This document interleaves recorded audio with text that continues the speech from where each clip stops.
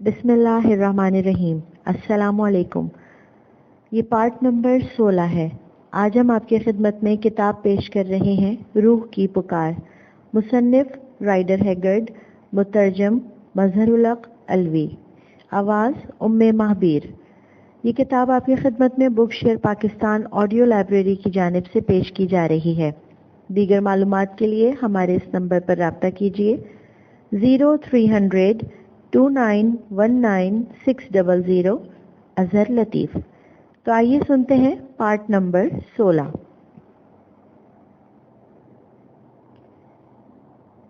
इसके अलावा तिफल मुक़द्दस को भी दरियाए टावा के किनारे लाया जाएगा कि वो जाना और सिम्बा की अताअत का अहद करे और इसके सामने अपना माथा टेक कर सजदा करे। तो ये हैं जाना के अल्फाज और ये हैं उसके मुतालबात जो सिम्बा की ज़बान से अदा हुए। और मैंने देखा कि सिम्बा के ये अल्फाज जो सफ़ीर की ज़बान से अदा हुए थे सुनकर हारूत और वो लोग भी जो वहाँ मौजूद थे कांप गए। और अगर हम ये शराइत तस्लीम करने से इनकार कर दें तो हारूत ने बड़े सुकून से पूछा। वो तो फिर ए हारूत, सफ़ीर ने चीख कर कहा होगा, जाना तुम्हारे खिलाफ ऐलान जंग करते हैं।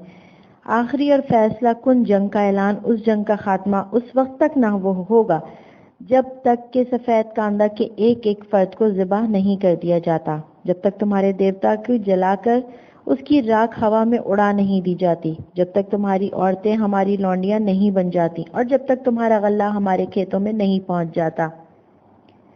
हारूत, जाना की फौजें जमा हो चुकी हैं और जाना का बिगल बजते ही वो तुम्हें तबाह करने के लिए चल पड़ेंगी। कल या परसों जाना की फौजें तुम्हारे दरवाजे पर होंगी और उनसे पहले चांद पूरा हो तुम सब मुर्दे हो चुके होगे। हारूत, तुम और तुम्हारे लोग इस हिलाल को पूरा चांद बनते ना देख सकेंगे। हारूत उठा, वो साहिबान के साए में से निकल आया। वो सफीरों की तरफ पुश्त करके खड़ा हो गया और दूर के सिलसिले को की तरफ देखने लगा जो उफक से चिपका नजर आता था। शौक़ तजस्सुस से बेताब होकर मेरी नज़र ने हारूत की नज़र का ताक़ुब किया और मैंने देखा कि सिलसिला को अब नज़र ना आ रहा था। उसके बजाय काले काले बादल थे जो रफ्ता रफ्ता और भी काले होते जा रहे थे। चंद सानियों तक इन उमड़ते हुए बादलों की तरफ देखता रहा और फिर सफ़ीरों की तरफ घूमकर बोला, दोस्तों मेरी मानो और इसी वक्त अपने रहवारों पर सवार होकर तेजी से रवाना हो जाओ।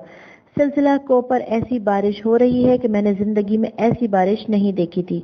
अगर तुग़यानी आने से पहले तुम दरिया उबूर कर गए तो मैं तुम्हें खुशकिस्मत समझूंगा। और ये भी सुन लो कि अब दरियाए टावा में जैसी तुग़यानी आने वाली है ऐसी ना तो पहले कभी आई थी और ना आइंदा कभी आएगी। चुनांचे सफ़ीर पलटकर तेजी से चल पड़े और मुझे हारूत की कुव्वतों की जिन्हें तारीख़ी कुव्वतें कहना मुनासिब होगा दिल ही दिल में एतराफ़ करना पड़ा। वाकई अजीब व गरीब कुव्वतों का मालिक था ये बूढ़ा जिससे उसके दुश्मन तक खाइफ थे।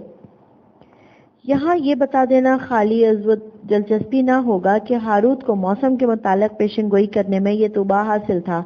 वो बादलों की रंगत देखकर और फ़ज़ा का दबाव महसूस करके बारिश की पेशेंगोई कर देता जो सही साबित होती थी।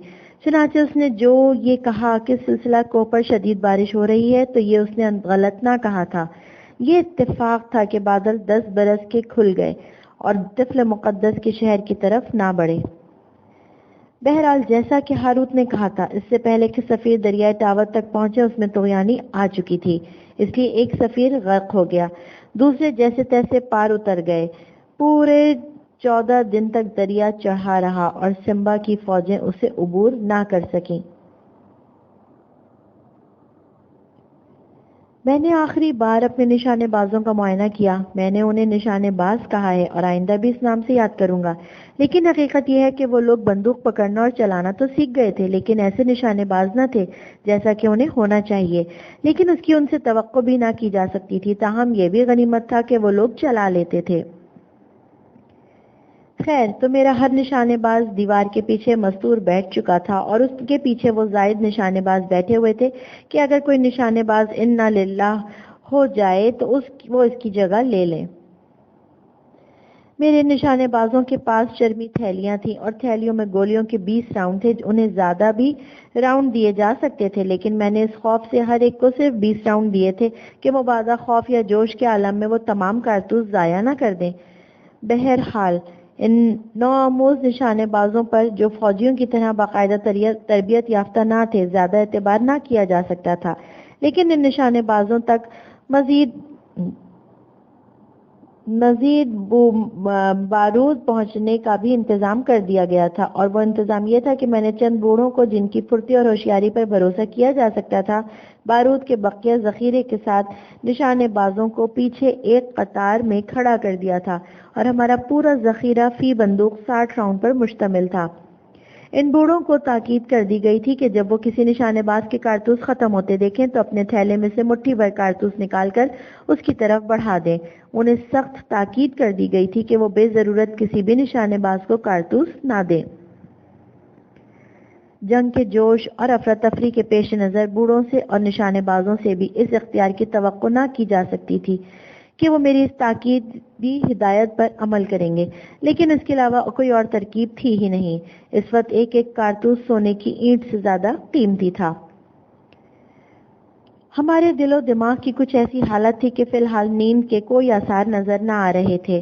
چنانچہ میں اور ریجنال آئندہ کی جنگ اور دفاع کے انتظامات کے متعلق باتیں کرنے لگے. باتوں میں میں نے اس سے پوچھا کہ جب میں بستی میں تھا اور وہ خود کوہ مقدس پر دفاعی تدبیریں کر رہا تھا تو اسے اپنی بیوی کو دیکھنے کا موقع ملا تھا. اس نے اس کے متعلق کچھ سنا تھا؟ نہ دیکھا اور نہ کچھ سنا، ریجنال نے جواب دیا. یہ محنت بڑے گھننے ہیں. کبھی انہوں نے میری بیوی کے متعلق کچھ کہا ہی نہیں، اور اگر کہا تو میں کچھ سمجھ نہ سکا، کیونکہ تنہا ہاروت انگریزی بول سکتا تھا اور تنہا ہاروت کی باتیں میں سمجھ سکتا ہوں. اس کے علاوہ میں اپنے وعدے پر نہ صرف قائم ہوں بلکہ اس پر سختی سے عمل بھی کر رہا ہوں. چنانچہ جب میں مغربی راستے کو بند کر رہا تھا تو اس طرف سے پہاڑی کی چوٹی کا چکر کاٹ کے دوسری طرف گیا تھا کہ اس جگہ سے دور ہی دور رہوں جہاں ان لوگوں نے میری بیوی کو رکھا ہے. کوارٹر مین، میرے دوست، تم میرے دل کی حالت کا اندازہ نہیں لگا سکتے. میری بیوی اسی جگہ ہے، مجھ سے صرف چند گز کے فاصلے پر مقیم ہے، لیکن میں اس سے مل نہیں سکتا. اور پھر یہ خیال اور بھی سہانے روح بنا ہوا ہے کہ بقول ہاروت وہ اپنے ہوش میں نہیں ہے. اگر یہ سچ ہے تو پھر ریجنال یہ خیال تسلی بخش ہونا چاہیے، کیونکہ جو اپنے ہوش میں نہیں ہوتا وہ کسی قسم کی تکلیف اور بے چینی بھی محسوس نہیں کرتا جیسا کہ تم محسوس کر رہے ہو. لیکن اگر واقعی ہاروت نے سچ کہا ہے، اگر وہ واقعی تمہاری بیوی ہوش میں نہیں ہے یا بقول ہاروت اس کا دماغ خالی ہے، تو پھر اس واقعے کے متعلق کہو گے کہ ایک رات تم نے اور سیویج نے اسے دیکھا تھا. جو کچھ تم نے دیکھا تھا وہ یقیناً تمہارے وہم یا تصویر کی پیش نہ تھی، کیونکہ تم نے اس کے لباس کی جو تفصیل بیان کی تھی اس نے وہی لباس پہن رکھا تھا کہ جیسا کہ ہم اپنی آنکھوں سے دیکھ چکے ہیں. کوارٹر مین، خود میری عقل حیران ہے کہ اس واقعے سے کیا نتیجہ اخذ کیا جائے. میں اس کے متعلق کچھ نہیں کہہ سکتا. اس دنیا میں بہت سی ایسی باتیں ہوتی ہیں جو انسان کے فہم سے بالا تر ہوتی ہیں، اور چونکہ ہم انہیں سمجھنے سے قاصر ہوتے ہیں اس لیے ہم ان کا مذاق اڑاتے ہیں. ریجنال کی اس دلیل کا ایک اور ثبوت بہت جلد مل جانے والا تھا. لیکن تم کہنا کیا چاہتے ہو کوارٹر مین؟ کوئی بات چھپا رہے ہو تم. ریجنال، تمہاری بیوی اگر واقعی ہوش میں ہوتی، دوسرے لفظوں میں اگر اس کی سوجھ بوجھ کی قوتیں بالکل ہی ختم ہو چکی ہوتی، تو ظاہر ہے کہ وہ تم کو تلاش کر کے نہ تو تمہارے پاس آتی اور نہ تم سے کچھ کہتی. بے شک وہ خواب نہ تھا، کیونکہ اسے تم نے ہی نہیں بلکہ سیویج نے بھی دیکھا تھا. لیکن پھر یہ بھی ہے کہ وہ خود تمہارے پاس نہ آئی تھی، اور ثبوت اس کا یہ ہے کہ اس نے دروازہ نہ کھولا تھا. دروازہ واقعی کھولا نہ گیا تھا کیونکہ مکڑی کا جالا اس پر جوں کا تو موجود تھا. اب دو نتائج اخذ کیے جا سکتے ہیں. ایک تو یہ کہ تمہاری بیوی کے دماغ کا ایک حصہ معاف نہیں ہے اور وہ کسی سمجھ میں نہ آنے والے طریقے سے اپنے پیکر یا تصویر کو تمہارے سامنے منعکس کر سکتی ہے، اور دوم یہ کہ وہ مر چکی ہے اور اس کی روح تمہارے پاس آئی تھی. یہ دوسرا خیال غلط ہے کیونکہ ہم اسے نہ صرف زندہ دیکھ چکے ہیں بلکہ ہاروت بھی اس کا اعتراف کر چکا ہے. اس لیے میں تو سمجھتا ہوں کہ اس کا یہ خود فراموشی کا عالم عارضی ہے جسے دور کیا جا سکتا ہے. لیونا کو پوری طرح ہوش میں لایا جا سکتا ہے. مثلا ہو سکتا ہے کہ ہاروت نے عمل سے اس پر نوم توجہ کا عالم طاری کر دیا ہو اور ایک نہ ایک دن اس کا اثر زائل ہو کر رہے گا. کیونکہ انسان عمر بھر نوم توجہ کی حالت میں نہیں رہ سکتا۔ شکریہ میرے دوست، خدا کی قسم یہ تو مجھے خیال ہی نہ آیا تھا۔ تمہاری ان باتوں سے میری امید پھر سے بن گئی ہے۔ اچھا اب سنو، اگر وحشیوں کی اس جنگ میں میں کام آ گیا اور تم بچ گئے تو وعدہ کرو کہ میری بیوی کو صحیح سلامت میرے گھر پہنچا دو گے۔ یہ لو میرے وصیت نامے کا صفحہ جو میں نے اس رات تیار کیا تھا، جس رات کو میری بیوی مجھے نظر آئی تھی۔ اس پر ہینس اور سیویج کے دستخط بطور گواہ کے موجود ہیں۔ چنانچہ اس کی روح سے تم مزاج ہوگے۔ میری بیوی کے علاج پر جتنا بھی چاہو خرچ کرو اور خود اپنی ضرورت کے لیے جتنا روپیہ چاہو خرچ کر سکو گے۔ میرے دوست، کاغذ کا یہ پرزہ کبھی نہ کبھی کام ہی آئے گا۔ میں نے وصیت نامے کا ضمیمہ لے کر جیب میں رکھ لیا۔ ریجنال، میں تمہاری بیوی کو گھر تک پہنچا دوں گا اور جہاں تک ممکن ہوگا اس کی مدد کروں گا۔ میں نے کہا، لیکن بھائی، مناسب ہوگا کہ ہم جنگ میں مارے جانے کا خیال چھوڑ دیں، کیونکہ اگر یہ خیال دماغ پر سوار رہا ہم ذرا بھی نیند نہ لے سکیں گے۔ میں تو بہرحال ابھی مرنا نہیں چاہتا۔ میں ان کالے کاندھا کو ایسا سبق دینا چاہتا ہوں کہ وہ اسے کبھی فراموش نہ کر سکیں، اور پھر تمہارے اور خاتون ریجنال کے ساتھ ساحل تک جانے کا آرزو مند ہوں۔ چنانچہ میرے دوست، بہتری کی امید رکھو، خدا اچھا ہی کرے گا۔ اچھا تو شب بخیر۔ اور اس کے بعد میں نے کروٹ لے کر جو آنکھیں بند کی ہیں تو چند گھنٹوں تک دنیا و مافیا سے بے خبر تھا۔ میرا خیال ہے کہ ریجنال بھی فوراً ہی سو گیا تھا۔ بہرحال جب میں بیدار ہوا ہوں تو سب سے پہلے میری نظر ہینس پہ پڑی جو صاحبان کے دروازے میں بیٹھا اپنا مخصوص پائپ پی رہا تھا اور اس کی پیاری رائفل اینڈ ٹومبی اس کے گھٹنوں پر دھری ہوئی تھی۔ میں نے اس وقت پوچھا تو اس نے جواب دیا، باس، پو پھٹنے میں 2 گھنٹے باقی ہیں۔ تو پھر تم یہاں جھک مار رہے ہو، سوئے کیوں نہیں؟ میں نے پوچھا۔ سو گیا تھا باس۔ تو پھر باس یہ کہ میں نے ایک خواب دیکھا۔ اب تمہارے خواب کہیں جانے کو تو ہے نہیں، جب دیکھو تب تمہیں خواب نظر آتے ہیں، اور وہ بھی عجیب و غریب۔ یہ جواب بھی باس عجیب و غریب ہے۔ وہ تو ہوگا ہی، کیونکہ آخر تمہارا خواب ہے۔ اچھا تو کیا دیکھا تم نے؟ میں نے بے پرواہی سے پوچھا۔ یہ خواب تو بے حد عجیب اور انوکھا ہے، اس لیے کہ میں بہت جلد جنگ میں شریک ہو رہا ہوں،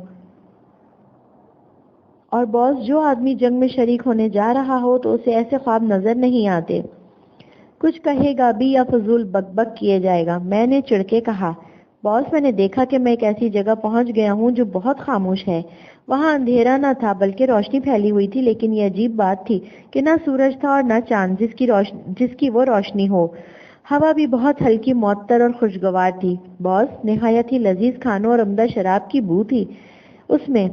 ایسی بو تھی کہ اگر کسی نے اس وقت میرے سامنے شراب کا جام رکھ دیا ہوتا تو میں اسے پینے سے انکار کر دیتا۔ تو ایسی ہوا تھی اس جگہ جو مجھے خواب میں نظر آئی تھی۔ اور پھر باس، میں نے تمہارے والد کو دیکھا، وہ میرے قریب ہی کھڑے ہوئے تھے، مسکرا رہے تھے اور جوان نظر آتے تھے۔ اب میں نے سمجھ لیا کہ میں مر چکا ہوں اور دوزخ میں پہنچ گیا ہوں، لیکن میں حیران تھا کہ وہ آگ کہاں ہے جو ہمیشہ جلتی رہتی ہے۔ پھر تمہارے والد نے کہا، سلام ہینس، تو تم آ گئے۔ یہ بتاؤ کہ میرے بیٹے ایلن کے کیا حال ہیں؟ کیا تم نے اسی طرح اس کا خیال رکھا اور خبرگیری کی ہے جیسا کہ میں نے کہا اور تم نے وعدہ کیا تھا؟ میں نے جواب دیا، میرے مقدس آقا، جہاں تک ممکن تھا میں نے امین کی خدمت کی، ایلن کی خدمت کی، اور 1 دفعہ نہیں، 2 دفعہ نہیں، بلکہ کئی دفعہ اس کی خاطر خود اپنی جان کی بازی لگا دی، اور یہ اور بات ہے کہ ہر دفعہ آخر میں ہم دونوں ہی زندہ بچ گئے۔ اور باس، چونکہ تمہارے والد بڑے غور اور توجہ سے میری بات سن رہے تھے، اس لیے میں نے ہر واقعے کو خوب نمک مرچ لگا کر اور بڑھا چڑھا کر بیان کیا۔ حالانکہ تمہارے والد ان سب واقعات سے بے خبر نہ تھے اور انہیں معلوم ہو جاتا تھا کہ میں نے کہاں جھوٹ بولا ہے، لیکن باس، جھوٹ بولنے پر انہوں نے نہ تو مجھے ٹوکا اور نہ ہی سرزنش کی، بلکہ جب میں خاموش ہوا تو انہوں نے کہا، شاباش میرے وفادار خادم۔ باس، جب وہ زندہ تھے تو اس وقت بھی انہوں نے اسی طرح کئی دفعہ میری تعریف کی تھی۔ پھر کہا، ہینس، میرا بیٹا ایلن کس حال میں ہے؟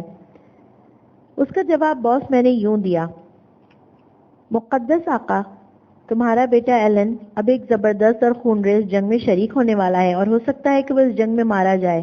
مقدس آقا، اگر اس دنیا میں رونا اور رنج کرنا ممکن ہوتا تو میں خوب روتا، اور میں نے خوب رنج کیا ہوتا کہ جنگ شروع ہونے سے پہلے ہی مر گیا۔ لیکن مقدس آقا یہاں نہ تو کوئی آنسو بہا سکتا ہے اور نہ ہی رنج کر سکتا ہے. کاش کہ میں جنگ کے خاتمے تک زندہ رہتا. تمہارے بیٹے ایلن کے پہلو بپہلو وحشیوں سے جنگ کر سکتا اور اپنے آقا ایلن کی جان بچانے کی کوشش میں مارا جاتا. ہینس خاموش ہوگا. پائپ منہ میں دبا کے 2-4 طویل کش لیے, گردن گھما کے اپنے مخصوص انداز میں تھوک کی پچکاری سی ماری اور پوچھا, باس میرے خواب کی تفصیل سنتے سنتے اکتا گئے ہیں یا بقیہ خواب بھی سننا چاہتے ہیں؟ بقیہ خواب بھی سنا دو, میں نے نیچی آواز میں کہا. اس کا یہ خواب میرے دل پر عجیب اثر کر رہا تھا. تو باس, میں اس خاموش مقام میں اکیلا کھڑا اپنا ہیڈ ہاتھ میں گھما رہا تھا اور سوچ رہا تھا کہ کون جانے میرے سپرد کیا کام کیا جائے گا کہ ایک دم سے میں نے نہ جانے کیوں نظر اٹھا کر سامنے دیکھا اور باس 2 بے حد حسین عورتیں ہاتھ میں ہاتھ لیے میری طرف آ رہی تھیں. ان دونوں عورتوں نے اپنے بالوں میں بھی موتی پرو رکھے تھے. باس, میں نے دیکھا کہ وہ جہاں قدم رکھتی ہیں وہاں بے حد خوبصورت پھول کھل اٹھتے, لیکن میرا خیال ہے کہ پرندے ہی تھے جو بے حد میٹھی بولیاں بول رہے تھے. کیسی تھیں وہ عورتیں ہینس؟ میں نے نیچی اور لرزتی ہوئی آواز میں پوچھا. ان میں سے ایک کا قد لمبا تھا اور میں نے اسے پہلے کبھی نہ دیکھا تھا. البتہ دوسری کوئی اور نہیں بلکہ خاتون میری تھی, وہی جیسا کہ ہم نے انہیں اس وقت دیکھا تھا جب وہ زندہ تھیں. البتہ اب وہ پہلے سے بھی کئی گنا زیادہ حسین ہو گئی تھی. میرے منہ سے ایک آہ نکل گئی. ہینس نے سلسلہ کلام جاری رکھتے ہوئے کہا. دونوں عورتیں میرے قریب آ کھڑی ہوئیں اور میری طرف دیکھنے لگیں. وہ بہت دیر تک میری طرف دیکھتی رہیں اور پھر خاتون میری نے دوسری عورت سے کہا, اب وہ جس کا نام کوکب ہے, دیکھو یہ ہے. ہینس, جس کے متعلق میں نے نہیں سب کچھ بتا دیا تھا. میرے منہ سے پھر ایک آہ نکل گئی اور میں سوچنے لگا کہ ہینس کو عورت کا یہ لقب یا اس کا ترجمہ کوکب کیسے معلوم ہوا. چنانچہ باس, اس نے جس کا نام کوکب تھا مجھ سے پوچھا, کیوں ہینس, اس کا کیا حال ہے جسے ہم تینوں یکساں طور پر چاہتے ہیں؟ باس, میں سمجھ گیا کہ کوکب نے کسی اور کی نہیں بلکہ تمہارے متعلق پوچھا تھا. چنانچہ میں نے ان دونوں کو وہ ساری باتیں بتا دیں جو تمہارے والد سے کہی تھی, بلکہ ان دونوں کے سامنے میں نے کچھ زیادہ ہی تفصیلات بیان کر دیں کیونکہ وہ تمہارا ذکر سنتے تھکتی ہی نہ تھیں. اور باس, جب میں نے انہیں بتایا کہ ایک رات میں نے باس کو اپنی بیوی میری کے لیے جو مر چکی ہے اور اپنی دوسری بیوی کے لیے جسے میں نہیں جانتا لیکن وہ بھی مر چکی ہے دعا کرتے سنا تھا, وہ دونوں رو پڑی. ان کے آنسو موتیوں کی طرح تھے اور ان کے آنسو کے ہر قطرے سے پھولوں کی خوشبو نکل رہی تھی. اور باس, جہاں ان کے آنسو گرتے تھے وہاں وہ 2 پھول پیدا ہو جاتے تھے جو یوں معلوم ہوتے تھے جیسے 2 بچے ہاتھ اٹھائے دعا مانگ رہے ہوں. اب میں برداشت نہ کر سکا. میں نے ہاتھوں سے اپنا چہرہ ڈھانک لیا کہ ہینس میری آنکھوں میں آنسو نہ دیکھ لے. اب باس, اس عورت نے جس کا نام کوکب تھا تمہارے بیٹے ہیری کے متعلق پوچھا اور میں نے جواب دیا کہ ہیری کو جب میں نے دیکھا تھا تو وہ کافی بڑا اور پرقوت تھا. اور میں نے کہا, میں سمجھتا ہوں کہ ہیری باس ایلن سے بھی زیادہ عظیم ثابت ہوگا. اس پر کوکب نے ٹھنڈا سانس لے کر نفی میں سر ہلایا. اب خاتون میری نے کہا, ہینس, اپنے باس سے کہنا کہ میری بھی ایک اولاد ہے جسے وہ جلد ہی دیکھ لیں گے, لیکن یہ لڑکا نہیں ہے. اس کے بعد ان دونوں نے بھی محبت کے متعلق کچھ کہا جو مجھے یاد نہیں, البتہ آخری الفاظ یاد رہ گئے ہیں جو یوں تھے, اپنے باس سے کہنا کہ ہم دونوں بہنیں زندگی میں کبھی نہ مل سکیں لیکن اب یہاں حقیقی بہنوں کی طرح رہ رہی ہیں اور اس وقت کا انتظار کر رہی ہیں جب تمہارا باس ایلن ایک بار پھر ہم سے آ ملے گا. اس کے بعد وہ دونوں عورتیں بھی غائب ہو گئیں. اور باس, میں ان کا پیغام تم تک پہنچانے کے لیے چل پڑا اور اتنی تیزی سے کہ اگر جانا بھی میرا تعاقب کر رہا ہوتا تو میں اتنا تیز نہ بھاگ سکتا. تو باس, میں اس خاموش مقام سے نکل آیا اور اب میں ایسے پہاڑوں میں تھا جن میں بہت سی وادیاں اور شگاف تھے اور ان وادیوں اور شگافوں میں سے زولو سپاہیوں کی آوازیں آ رہی تھیں. وہ جنگی گیت گا رہے تھے. باس, میں ایک درے میں سے گزر رہا تھا کہ کہیں سے خوبصورت عورت نکل کے میرے سامنے آ کھڑی ہوئی. اس کی جلد ناپنے کی طرح چمک رہی تھی, بلکہ تانبے کی اس کیتلی کی طرح چمکی تھی جسے میں خوب گھس گھس کر مانج رہا ہوں. باس, کی عورت چیتے کی کھال کا لباس یا موچھا پہنے ہوئی تھی. اس کے کندھے پر ایک روئے دار لبادہ تھا اور گردن میں نیلے رنگ کے پتوں کی مالا پڑی ہوئی تھی. اس نے اپنے بالوں میں سارس کا ایک پر اڑس رکھا تھا اور وہ اپنے ہاتھ میں بھالا لیے ہوئے تھی، اور جب وہ میری طرف آئی تو نہ تو راستے میں پھول کھلے اور نہ پرندے چہچہائے، البتہ شاہی سلام بائٹی کی آواز بادلوں کی گرج کی طرح پہاڑوں اور وادیوں میں گونج گئی، اور اس عورت کی آنکھیں چمکنے لگی۔ اور یہاں میں نے اپنے ہاتھ چہرے پر سے ہٹا کر اپنی نظریں ہنس پر گاڑ دی اور منتظر رہا۔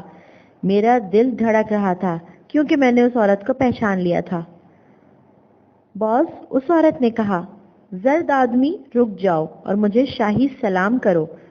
چنانچہ میں نے اسے شاہی سلام کیا۔ میں نہیں جانتا تھا کہ یہ عورت کون ہے اور کیا چاہتی ہے، تاہم مجھے اپنی خیریت اسی میں نظر آئی کہ گھڑی کی گھڑی رک کے اس کی بات سن لوں۔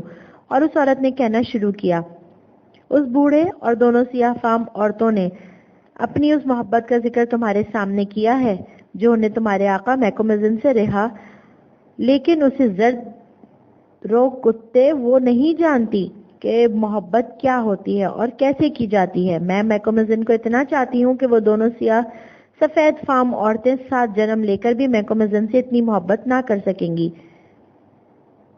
خیر، میں تو میکومزن سے کہنا کہ میں جانتی ہوں کہ وہ ایک جنگ میں بھی اس کے ساتھ ہوگی اور اس وقت تک ساتھ رہے گی جب تک کہ وقت کا دریا دنیا کے کنارے پر سے گزر کے سورج کے اس پار نہیں پہنچ جاتا۔ اسے کہنا کہ جب جانا اس کے سر پر پہنچ چکا ہو اور جب موت اس کے سامنے کھڑی ہو تو ادھر ادھر نظر دوڑائے، شاید وہ مجھے دیکھ لے۔ اب جاؤ، جنگ کے وقت حق وفاداری ادا کرو۔ اگر تم نے میکومزن کی جان بچانے میں ذرا بھی کوتاہی کی تو میں تمہیں اس کی سزا دوں گی۔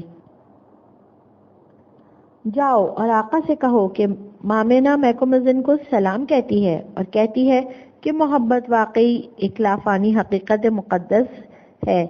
میں اس حقیقت کی پجارن ہوں اور میرا دل اس کا معبد ہے۔ اور پھر باس کیا ہوا کہ میں ایک پہاڑی کی چوٹی پر سے سر کے بل گرا اور آنکھ کھلی تو اپنے بستر پر پڑا تھا۔ چونکہ یہاں ہم آگ نہیں جلا سکتے اس لیے میں نے کافی کی کتلی بھوبل میں دبا دی تھی کہ کہیں کہ تمہیں گرم گرم کافی پینے کو مل جائے۔ اب میں کافی لے آتا ہوں جا کر۔ اور مجھے حیرت زدہ چھوڑ کر وہ کافی لانے چلا گیا۔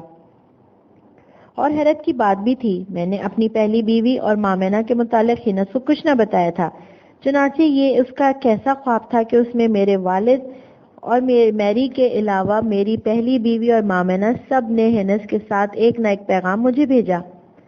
میرے والد اور میری کے متعلق تو کہا جا سکتا تھا کہ وہ ان دونوں سے مل چکا تھا، لیکن مامینا، ہو سکتا ہے کہ اس نے اس مشہور خاتون کے متعلق سن رکھا ہو، کیونکہ مامینا اپنے دور کی مشہور ترین عورت تھی، لیکن میری بیوی اسٹیلا کے متعلق تو وہ کچھ بھی نہ جانتا تھا۔ تو یہ تھا ہینس کا خواب جس پر بدقسمتی سے مجھے غور کرنے کا موقع نہ ملا۔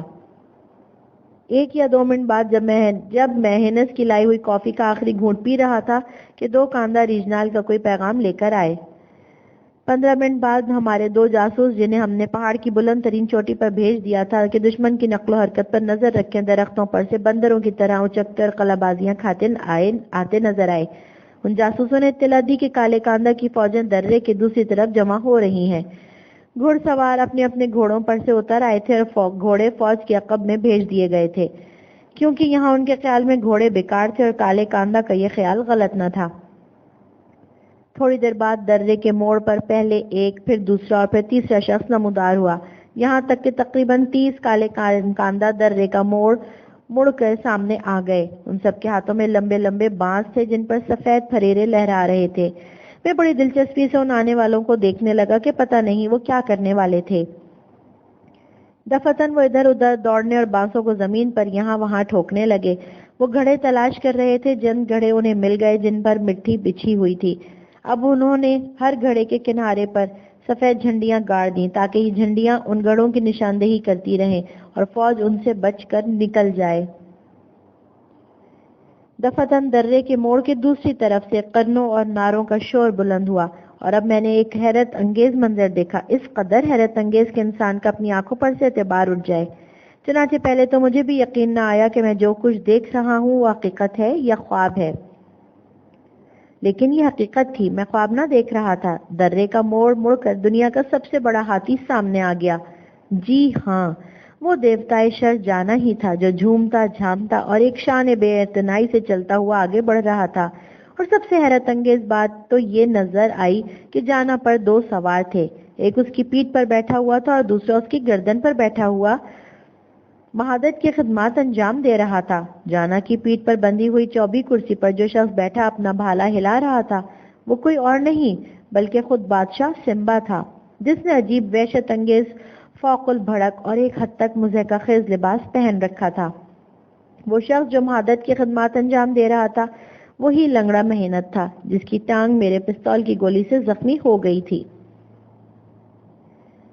جانا کی گردن میں ایک نہ پوری 12 زنجیریں پڑی ہوئی تھیں جو کسی چمکدار دھات کی تھیں۔ یہ زنجیریں لٹک رہی تھیں اور ان 12 زنجیروں کے سرے 12 آدمیوں نے پکڑ رکھے تھے اور یہ 12 آدمی جانا کے ساتھ ساتھ 6 دائیں اور 6 بائیں طرف چل یا دوڑ رہے تھے۔ اس کی سونڈ سے تین دوسری زنجیریں بڑی مہارت سے باندھی گئی تھیں اور ان تینوں زنجیروں کے سروں پر ایک بڑا سا آہنی گولا بندھا ہوا تھا اور ہر گولے میں بے شمار آہنی کانٹے تھے جو بھالوں کے پھل جتنے بڑے اور نوکدار تھے۔ جانا آگے بڑھا، اب وہ بھاگ رہا تھا۔ کالے کاندا کی صفوں نے پھٹ کر راستہ بنا دیا۔ جانا ان کے درمیان سے گزرنے لگا۔ وہ 12 آدمی جو اس کی زنجیریں پکڑے ہوئے تھے اس کے ساتھ بھاگ رہے تھے۔ میرا خیال تھا کہ وہ اگلی صف میں آ کر کھڑا ہو جائے گا، لیکن نہیں، وہ ہمارے مورچے کی طرف بڑھنے لگا۔ اب وہ بھاگ نہ رہا تھا اور اب وقت آ گیا تھا۔ اب موقع تھا کہ میں اپنے تجربے کو بروئے کار لے آؤں۔ میری 2 نالی ہاتھی مار بندوق بھری ہوئی تیار تھی اور میرے ہاتھ میں تھی، اور دوسری 2 نالی رائفل ہینس کے ہاتھ میں تھی اور اس کا بھی گھوڑا چڑھا ہوا تھا اور ہینس اسے اس طرح اٹھائے کھڑا تھا کہ یہ وقت ضرورت میں ایک لمحے کے بھی چوتھے حصے میں اس کے ہاتھ سے بندوق گھسیٹ سکتا تھا۔ خبردار، کوئی جانا پر گولی نہ چلائے، یہ میرا شکار ہے، میں نے کہا۔ بس خاموش کھڑے رہو اور تم کالے کاندا کے دیوتا کو خاک و خون میں دیکھ لو گے۔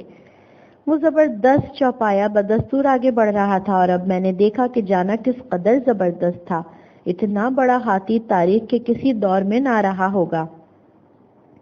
اس منحوس رات کو جب جانا نے ہاروت کی جان لی تھی اور اپنا زبردست پیر میری پیٹھ پر رکھنے والا تھا، ہاں اسی رات مجھے اس کو دیکھنے کا موقع نہ ملا تھا، لیکن اب میرے خدا، ناقابل یقین حد تک عظیم و شان تھا وہ ہاتھی جس کا نام جانا تھا۔ باس، وہ بہت قریب آ گیا ہے، ہینس نے آہستہ سے کہا۔ اب گولی چلا دو۔ لیکن میں منتظر رہا کہ جانا رک جائے تو میں گولی چلا دوں، اور اب جانا رک گیا۔